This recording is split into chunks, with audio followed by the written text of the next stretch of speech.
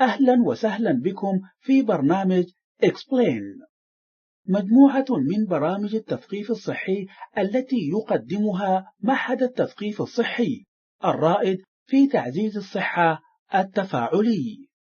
يحوي هذا الفيديو معلومات طبية عامة لا تقوم مقام المشورة الطبية من طبيبك أو من مقدم الرعاية الصحية. إذا كانت لديك أسئلة تتعلق بحالتك الصحية فيجب عليك مراجعة الطبيب أو مقدم الرعاية الصحية. السعال الديكي. مقدمة. السعال الديكي عدوى جرثومية خطيرة تصيب الرئتين والمجاري التنفسية، ويسمى أيضا الشاهوق. يصاب بالسعال الديكي نحو 16 مليون إنسان سنويا، ومعظم هذه الحالات تحدث في البلدان النامية. ينتشر السعال الديكي بسهولة شديدة، وتعد الوقاية من السعال الديكي أفضل دائما من المعالجة. والطريقة الأفضل للشفاء من السعال الديكي هي اكتشاف الأعراض والبدء الفوري بالعلاج. يساعد هذا البرنامج على فهم السعال الديكي فهما أفضل، فهو يتناول أسباب السعال الديكي وتشخيصه إضافة إلى خيارات معالجته، كما يستعرض البرنامج سبل الوقاية من هذا المرض. الرئتان. يصيب السعال الديكي الرئتين والطرق التنفسية، وهي أجزاء من الجهاز التنفسي. تسمح الرئتان بإشباع الدم بالأكسجين، فعبر نسيج الرئتين يجري امتصاص الأكسجين الذي نتنفسه إلى الدم. عند الشهيق يمر الهواء عبر الفم والأنف ثم عبر البلعوم. ينقسم البلعوم إلى أنبوبين في بداية الرقبة، هما: أولا أنبوب الهواء في الأمام ويعرف باسم الحنجرة والرغامة وينتهي في الرئتين. ثانيا أنبوب الطعام في الخلف ويسمى المريء وهو ينتهي بالمعدة. يمر الهواء من أنبوب الهواء أي الرغامة إلى تفرعات أصغر فأصغر تدعى القصبات في كل جانب من الرئتين. في نهاية القصيبات توجد أكياس صغيرة تشبه البالونات تسمى الأسناخ، وهي ذات جدار رقيق جدا بحيث يعبر منها الأكسجين المحمول ضمن هواء الشهيق ليدخل الدم، وفي الوقت نفسه يخرج غاز ثاني أكسيد الكربون من الدم عبرها إلى الرئة حيث يطرح مع هواء الزفير. تفرز بطانة القصيبات مادة خاصة تسمى المخاط، وهو يساعد على التقاط الأوساخ من هواء الشهيق. يجري طرح المخاط بصورة دائمة من الرئتين، وهناك فراش صغيرة تسمى الأهداب تحمي المجرى التنفسي، حيث تقوم بشكل مستمر بدفع المخاط إلى خارج الرئتين.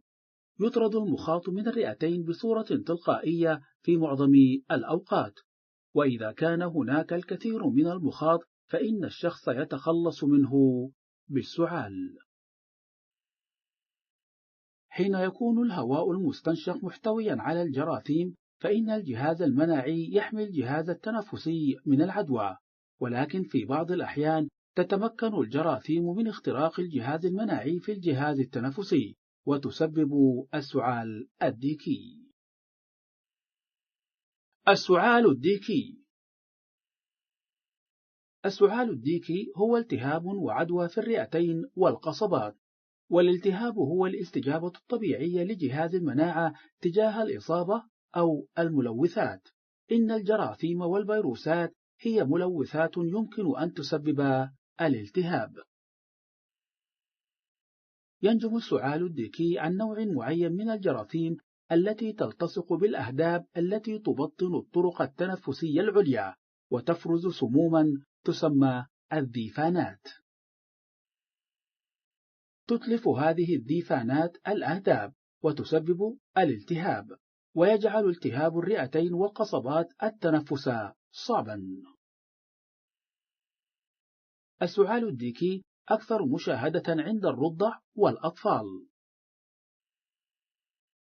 السعال الديكي خطير جدا على الرضع، فأكثر من نصف الأطفال الذين يقل عمرهم عن السنة يحتاجون إلى دخول مركز للرعاية الصحية بسبب السعال الديكي، وكلما كان عمر الطفل أقل كانت حاجته لدخول مركز للرعاية الصحية أكبر، وفي حالات نادرة يمكن أن يكون السعال الديكي مميتا. يمكن لليافعين والبالغين أن يعانوا من مضاعفات السعال الديكي أيضا، وفي هذه الأعمار تنجم المضاعفات عادة عن السعال نفسه. ومن أكثر المضاعفات مشاهدة في هذه الأعمار هي نقص الوزن، فقدان السيطرة على المثانة أي التبول العفوي، فقدان الوعي، كسر الأضلاع بسبب شدة السعال. برعاية معهد تثقيف المرضى www.patient-education.com. أكثر من 5000 من مقاطع الفيديو والبرامج التفاعلية. الأعراض. يبدأ السعال الديكي بأعراض شبيهة بأعراض الرشح أو الزكام، مثل سيلان الأنف أو الألم في البلعوم، كما يمكن أن يبدأ أيضا بسعال خفيف أو حمى، وبعد أسبوع إلى أسبوعين عادة يبدأ السعال الشديد. يمكن أن يسبب السعال الديكي سعالا عنيفا بصورة تصاعدية إلى حد يعجز معه المريض عن دفع الهواء من رئتيه، وهذا ما يجبر المريض على أن يستنشق الهواء بصوت ديكي صاخب. قد يكون الشخص مصابا بالسعال الديكي دون أن يصدر الصوت الديكي، فالأشخاص الملقحون لا يصدرون هذا الصوت عادة حين يصابون بالسعال الديكي. يمكن أن لا يسعل الرضيع الذي يصاب بالسعال الديكي، أو أن يكون لديه سعال خفيف، فالمرجح أن يحدث لدى الرضيع في هذه الحالة انقطاع نفس مؤقت بدلا من السعال. نظرا إلى أن السعال الديكي يبدأ بأعراض مشابهة لأعراض الرشح، فمن الممكن أن لا يجري تشخيصه حتى تظهر الأعراض الشديدة، وهي تشمل نوبات سعال على شكل سعال متعدد وسريع يليه شهقة ذات صوت مرتفع الطبقة، تقيؤ، تعب بعد نوبات السعال. يكون مريض السعال الديكي معديا لمدة أسبوعين بعد بدء السعال، لكن تناول المضادات الحيوية يمكن أن يقلل هذه الفترة. قد تستمر نوبات السعال الديكي حتى 10 أسابيع أو أكثر، ثم تتراجع شدة السعال تدريجيا وتتباعد نوباته. مراجعة مقدم الرعاية الصحية. إذا شك الشخص بأنه مصاب بالسعال الديكي، فعليه الاتصال بمقدم الرعاية الصحية، وإذا تناول المضادات الحيوية في وقت مبكر فمن الممكن أن يقلل ذلك من الفترة التي يمكن للمريض خلالها أن يكون معديا. على المريض أيضا أن يتصل بمقدم الرعاية الصحية إذا استمرت أعراض الرشح أو الزكام بعد أسبوع أو أسبوعين، ويمكن أن يكون لدى المريض سعال ديكي خفيف لا يسبب السعال أو إصدار الصوت الديكي. يجب الحرص على أخذ الطفل إلى طبيب الأطفال إذا كان هناك أدنى شك بأنه مصاب بالسعال الديكي، وتكون أشد حالات السعال الديكي عند الأطفال الذين هم دون السنة من العمر، وقد يحتاج هؤلاء إلى دخول مركز للرعاية الصحية. التشخيص. الخطوة الأولى في تشخيص السعال الديكي هي معرفة ما إذا كان الشخص قد تعرض للعدوى، فمثلا إذا كان أحد أفراد العائلة قد أصيب مؤخرا بالسعال الديكي، فمن الممكن جدا أن يكون الشخص مصابا به، ولكن يمكن أن يصاب الشخص بالسعال الديكي دون أن يكون لديه علم بأنه تعرض لعدوى من أحد الأشخاص. في أثناء زيارة مقدم الرعاية الصحية سيطلب من المريض شرح أعراضه، ويمكن أن يجري فحصا سريريا بحثا عن علامات السعال الديكي. يمكن للفحوص المختبرية أن تؤكد تشخيص السعال الديكي، وتشتمل الفحوص المختبرية اختبارات دموية أو أخذ عينات من المخاط من مؤخرة البلعوم عبر الأنف. وفي المختبر يجري البحث عن نوع الجراثيم التي تسبب السعال الديكي. المعالجة. البدء المبكر بمعالجة السعال الديكي أمر مهم، فالبدء بالمعالجة قبل ظهور نوبات السعال يمكن أن يقلل من شدة المرض، كما أن المعالجة الباكرة تقلل من انتشار المرض في محيط المريض. ونظرا إلى أن السعال الديكي شديد العدوى، فإن البدء المبكر قدر الإمكان بمعالجته أمر مهم جدا. يمكن إعطاء المضادات الحيوية لمعالجة السعال الديكي في المراحل المبكرة، لأنها قد تقتل الجراثيم التي تسبب السعال الديكي. على المريض أن يتناول كل الأدوية التي يصفها الطبيب، وهذا لأن التوقف السريع عن تناول الدواء يسبب عودة السعال ويجعل معالجته أكثر صعوبة. كما يجب على المريض أن يلتزم بتعليمات الدواء وأن يأخذ الجرعات في وقتها المحدد.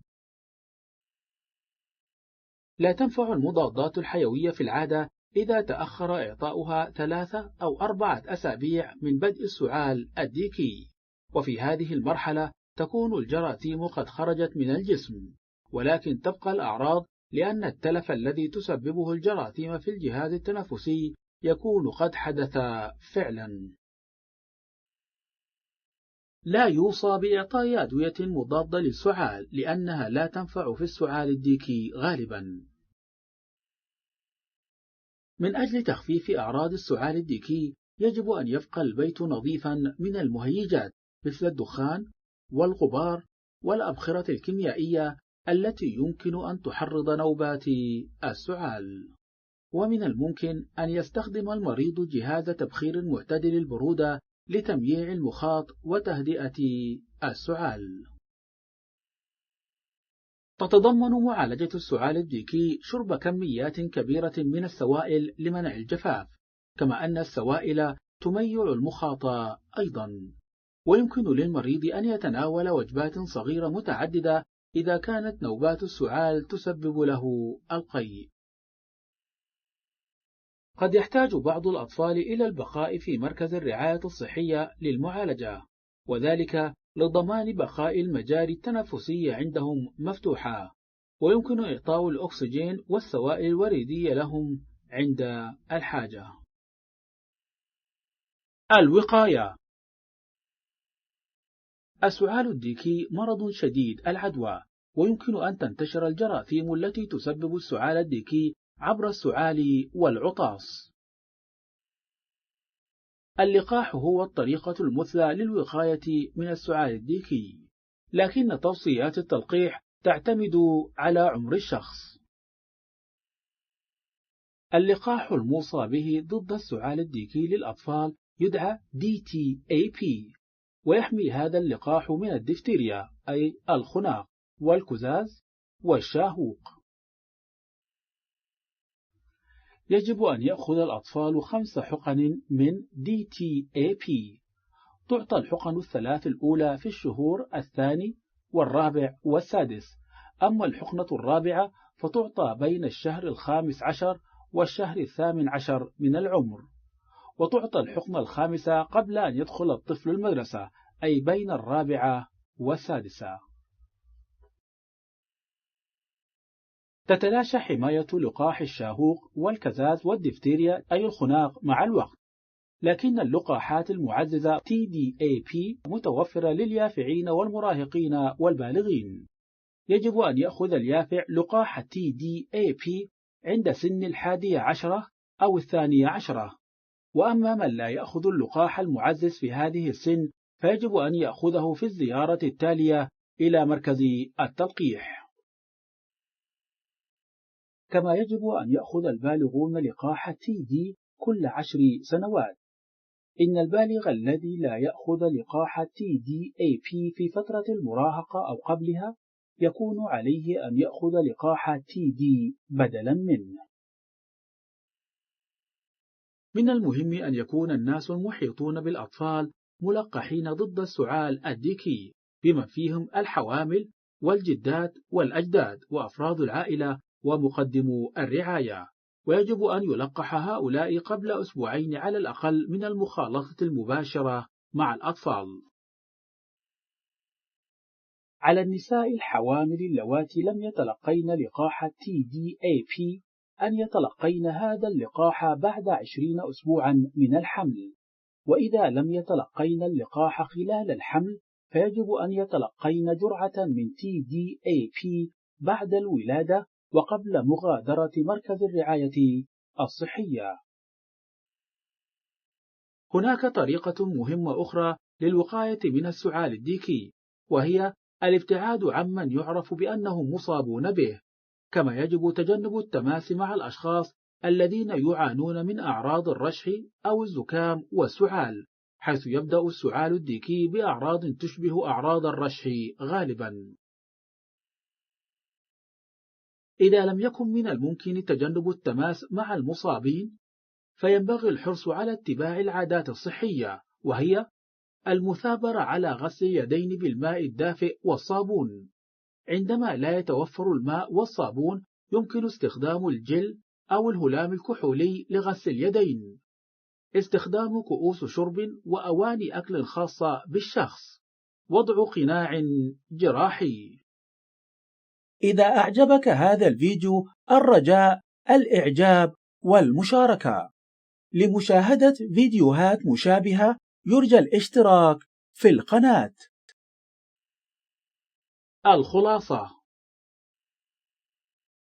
السعال الديكي هو التهاب وعدوى في الرئتين والقصبات، والالتهاب هو الاستجابة الطبيعية لجهاز المناعة تجاه الإصابة أو الملوثات.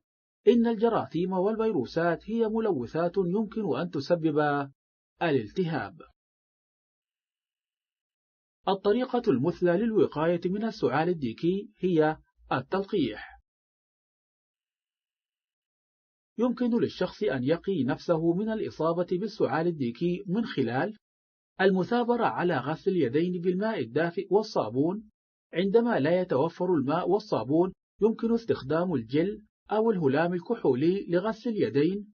استخدام كؤوس شرب وأواني أكل خاصة بالشخص. تعد الوقاية من السعال الديكي أفضل دائما من المعالجة، وعند الإصابة بالسعال الديكي فإن أفضل طريقة للتحسن هي معرفة الأعراض والبدء الفوري بالمعالجة. شكرا لاستخدامكم برنامج Explain.